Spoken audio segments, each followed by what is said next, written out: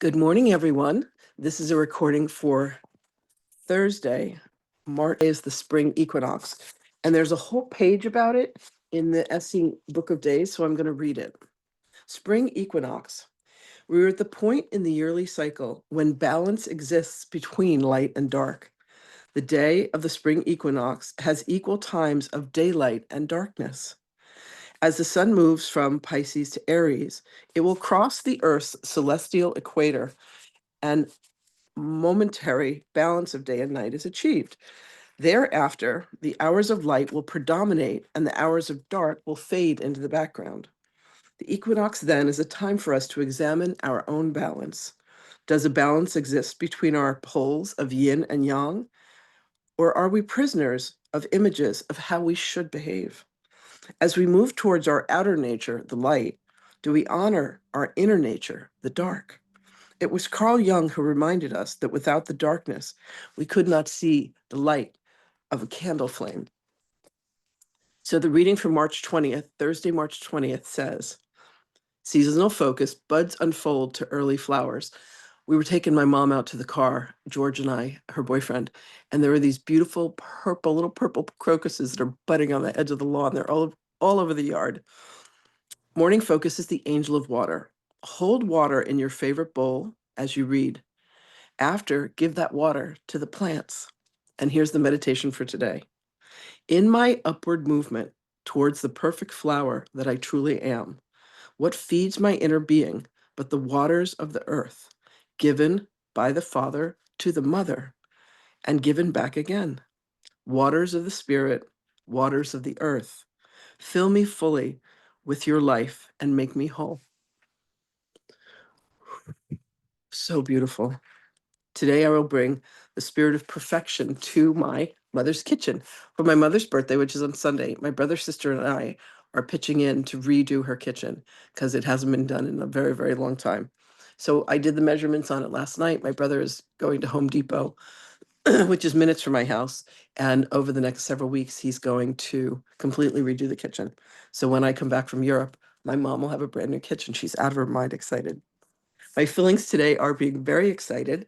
I had a beautiful meeting yesterday with my mentor, Metatron, and have a whole other level of channeling to bring to you today. So I'm very excited for that. So here's lesson 79. Let me recognize the problem so it can be solved. And this is from Magdalene's gorgeous book that is called Channeling Magdalene, A Year of Love. Greetings, beloveds. The source of all problems that one seems to possess is a belief that there is indeed separation from the mind of God, from the will of God, and from the heart of God. When you allow yourselves to remember your connection, when you allow yourselves to recall your God essence, all problems and the illusions that they are fade into nothingness from whence they came. For God solves all seeming problems. In that, when one recognizes that problems are merely the ego looking to continue to divide, to continue to separate, you come to see that every prayer that you have, every need that you feel, is fulfilled by God. For God is all things. God is all beingness. God is all love. God is all abundance. God provides all that is needed in each and every circumstance, in each and every moment. So, beloved ones, as you bring yourself to the consciousness of recognizing the problems, that problems are solved just as quickly as they are developed, you will come to see that the mind does indeed feel the need for these problems to exist. Ask, what is the source of my problem? Allow the answer to come. For when it comes, you will recognize that indeed there truly are none. The problem that has come in when our minds have said, let us create as God created, let us be like God, is the fact that what is missing for each of us is the factor of the countenance of love. For when love is added to each and every situation, the energy clog, the energy backup that has occurred is immediately released, and all problems fall to the wayside. You think that you have a car that needs to be replaced. You ask, you think you live in a home in a condition that needs to be changed. and you need to move, and you ask. You think you need more money, you ask. All these problems, you think that you have a disease, you think that you have an illness, you think that the ones you love do not love you in return. Ask to be shown what the true problem is, beloved ones. And in the seeing, and in the knowing, and in the understanding that it is all seeming separation from God, you will find that all prayers are answered. It is merely a sense that you and the Creator are not one in union, and this could not be further from the truth, beloved ones. When you feel that your heart is far away from that which you love, from those whom you love, all that has happened, beloveds, is that you have fallen away from your own heart, from your own sense of divinity, from knowing, recognizing, and remembering who you truly are. And you are like the light, the rays of light that are extended from the sun. You are the very way that the crests, you are the way of the crests upon the ocean. You are a singular moment of consciousness. And in that consciousness, you are imbued with the light and love of the Creator. And in that exquisite and divine moment, you can allow yourself to remember that you truly have no problems. You will come to see that each problem is actually created by its solution. There is a desire for love to manifest. And it says, let us give a reason to be. Let us give a reason to exist. Here, let us have a problem whose only solution could be love. And when the problem manifests, you turn for the solution and you say, indeed, the only solution, indeed, is to love. So you are once again brought back to the truth of you.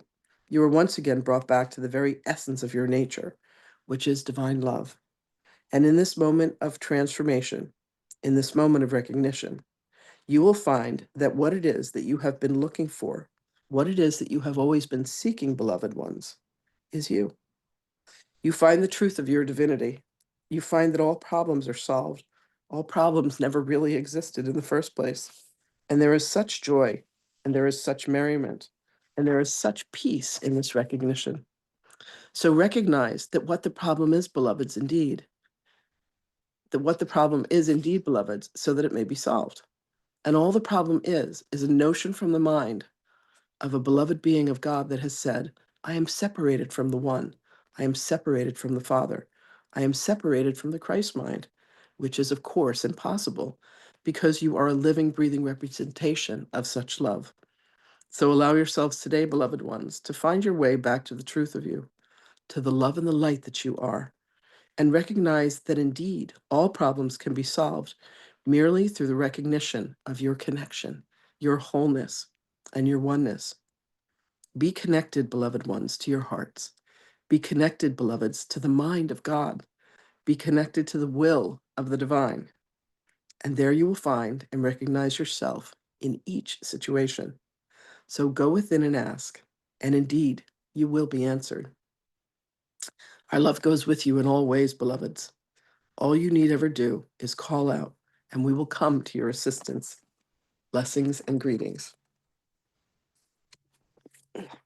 I personally always get blown away when I read these lessons because I have this ego remembrance going, these words came out of you, but they weren't my words. And that's the beauty of channeling. So I now bring to you our beloved, very beloved ones. Beloveds, we come always and only with the message of love. For the places where you have forgotten, for the places where you made a choice other than what seemed to be love, there is one thing that we can bring, which is the remembrance. And this is so done, beloveds, by allowing yourself to be willing to see that you are indeed connected to all that exists. There is not the separation that the egoic mind would wish for you to believe in, for you to interact with. When you can look upon another and see within their countenance the similarity, when you can look within their eyes and be willing to see the God that they are, It is because you have allowed yourself, beloved ones, to see the God that you are. And then that is all that you are able to see. You are able to see God in plants and trees and animals. You are able to see God in clothing and furnitures and shoes and lamps. You are most exquisitely able to see God in each being that presents itself before you. And you will see that there is no separation, lest the mind has attempted to attach that. And it is a falsehood, beloveds. And the immediacy of you being able to see, if my Father and I are one, and he has created each being in its likeness, then you will only allow yourself to see love.